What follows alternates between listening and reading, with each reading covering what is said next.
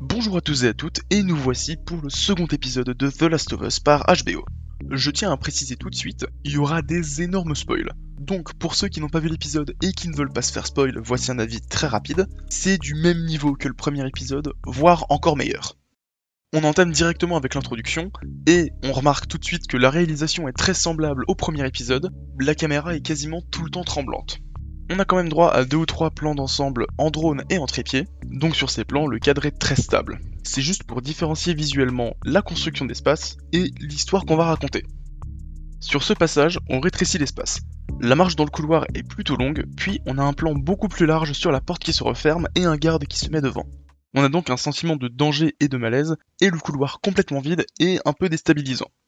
La scène d'autopsie est très efficace. La mise en scène est plutôt classique, mais la peur passe surtout par la musique. Contrairement à certains passages du premier épisode, elle en fait ni trop ni trop peu.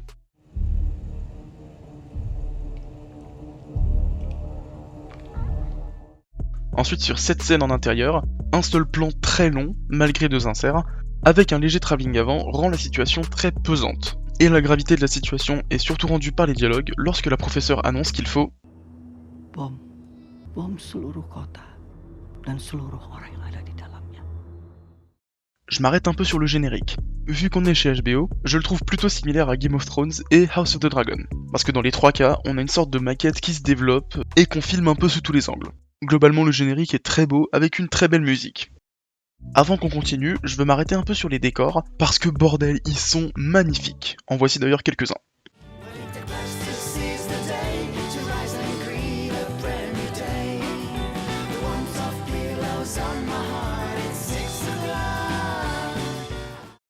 La première scène après le générique a un jeu de lumière évident, peut-être même un peu trop, mais efficace. Ellie baigne dans la lumière alors que Joel et Tess sont dans l'obscurité. Ce qui fait écho à la phrase du premier épisode « When you're lost in the darkness, look for the light ». Comme Ellie semble être immunisée, de ce qu'on sait pour l'instant, elle est placée un peu comme un espoir pour l'humanité. Et parmi les 2 adultes, Joel est ultra réticent alors que Tess y croit et veut le convaincre. Elle se rapproche donc et fait le pont entre l'obscurité et la lumière, donc entre le pessimisme de Joel et l'espoir qu'est censé apporter Ellie. Ici on a une contre-plongée avec Ellie comme référentiel, qui sert à montrer l'immensité des bâtiments délabrés, comme on l'a vu à la fin du premier épisode. Et même en contre-plongée, on ne voit pas le haut des bâtiments proches, donc l'échelle démesurée est très bien rendue. Ensuite, pendant que le groupe marche, on les filme de plutôt près, donc on a une sorte de proximité avec les personnages qui s'installent, mais quand l'élément inattendu arrive, on les filme de loin, ce qui casse la proximité et instaure de la confusion. Pour la séquence de l'hôtel, on a du surcadre sur le plan sur Ellie, et ensuite sur le plan sur Ellie et Joel. Comme pour l'épisode précédent, on resserre le cadre et l'espace, on restreint les personnages, donc on a une sensation de malaise. Et c'est pour ça que j'ai dit plus tôt que la réal est très similaire au premier épisode, je pense que la série utilisera du surcadre quasiment tout le temps, ça a l'air d'être une sorte de marque de fabrique. Pour le dialogue entre Joel et Ellie, on voit que c'est un très bon duo.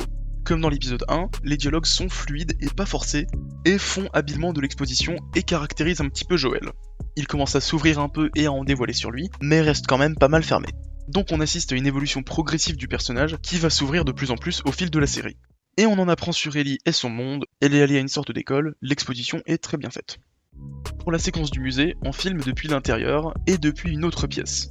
On voit un surcadre, vous connaissez à force, ça fait de la distance, donc du malaise, et on a une sorte de présence extérieure renforcée par la caméra tremblante qui semble être une autre marque de fabrique de la série. La tension dans toute cette séquence est très bien gérée. D'abord, la caméra balaye un petit peu le lieu pour qu'on le découvre en même temps que les personnages le fouillent. Les plans sont plutôt longs pour faire durer le suspense et le mystère, mais le montage s'accélère quand Ellie découvre un cadavre récent, c'est le premier point d'orgue de la séquence. Ensuite, il y a tout un travail sur le son qui se met en place, les personnages doivent faire le moins de bruit possible, et se mettent donc à chuchoter. La musique reste donc plutôt calme, mais devient un peu plus vénère quand il se passe quelque chose ou que la tension monte énormément. Par exemple, quand le plafond tremble.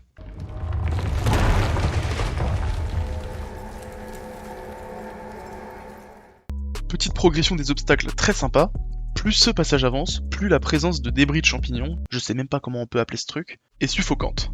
Ensuite on a un second point d'orgue, des débris s'abattent près d'Ellie et de Tess, la structure est similaire à ce qu'on a vu, le montage s'accélère un peu, et le son devient bien plus fort.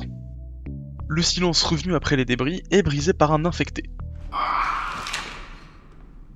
Petit point bonus à la scène que j'ai beaucoup aimé, l'infecté n'est pas entièrement visible quand il apparaît. Ça contribue pas mal à l'horreur, parce que ce qu'on voit pas fait plus peur que ce qu'on voit dans son ensemble. Le fait de pas le montrer entièrement de prime abord, que ce soit par le cadre ou par une vitrine, est très bien foutu. Quand il attaque, là on le voit en entier, c'est normal, même après tout ce que j'ai dit sur sa dissimulation, croyez pas que c'est un défaut. Le silence, là, on s'en bat les couilles, c'est un autre point d'orgue à la séquence, on fait péter les bruits. Le montage s'accélère encore une fois, et les mouvements de caméra sont bien plus amples quand on suit Ellie sous la table ou Joel qui court par exemple. Ce plan est génial. Il est long et tendu, comme beaucoup de plans de la série, on l'a vu dans le premier épisode, mais il joue aussi avec le son.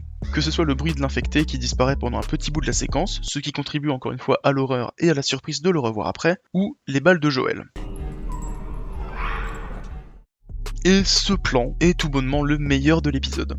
On suit le mouvement de Joel et Ellie à leur hauteur, la table est donc à mi-hauteur du cadre et le sépare en deux. On pourrait croire à un cut pour montrer autre chose, mais la caméra bouge et se concentre sur la source d'un bruit que Joel a fait malgré lui. Et avec le même mouvement brusque, la caméra montre de nouveau le dessus de la table et l'infecté nous court dessus avec un son très fort. Certes, c'est un jumpscare, ça peut paraître un peu facile, mais très bien préparé, il sort pas de nulle part car tous les éléments ont déjà été établis dans le plan. C'en est fini de la séquence du musée, qui est haut la main la meilleure de l'épisode et peut-être la meilleure de la série jusque-là. J'hésite quand même avec le plan séquence en voiture du premier épisode. On a un plan long qui suit le mouvement de Joel qui se rapproche du camion, puis on a un raccord super brusque sur l'ouverture de la porte qui joue sur une sorte de brutalité et de choc.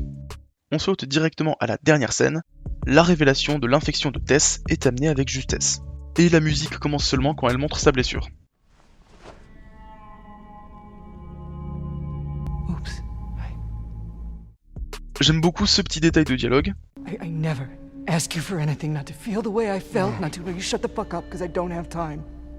Ça évite le cliché des deux qui monologuent alors qu'un des deux pisse le sang ou juste est en train de crever par terre. Ce plan est bien foutu car on voit un seul infecté se lever, mais tout le reste de la foule d'infectés est flou. Donc les infectés forment une masse informe qu'on voit pas clairement dans le cadre, ce qui la rend menaçante. On s'arrête sur le dernier plan de l'épisode, après la mort de Tess, que je peux pas montrer sur YouTube parce que c'était bien trop dégueulasse. Ellie est devant le musée. Elle est bien exposée à la lumière du soleil, alors qu'une grande partie du musée est plus à l'ombre. En arrière-plan, on a le sacrifice de Tess, et au premier plan, on a ce pourquoi elle s'est sacrifiée. Comme je l'avais vite dit en intro, cet épisode est tout aussi bon si ce n'est meilleur que le premier. La série s'annonce donc excellente, et venant d'HBO, c'est pas une grande surprise.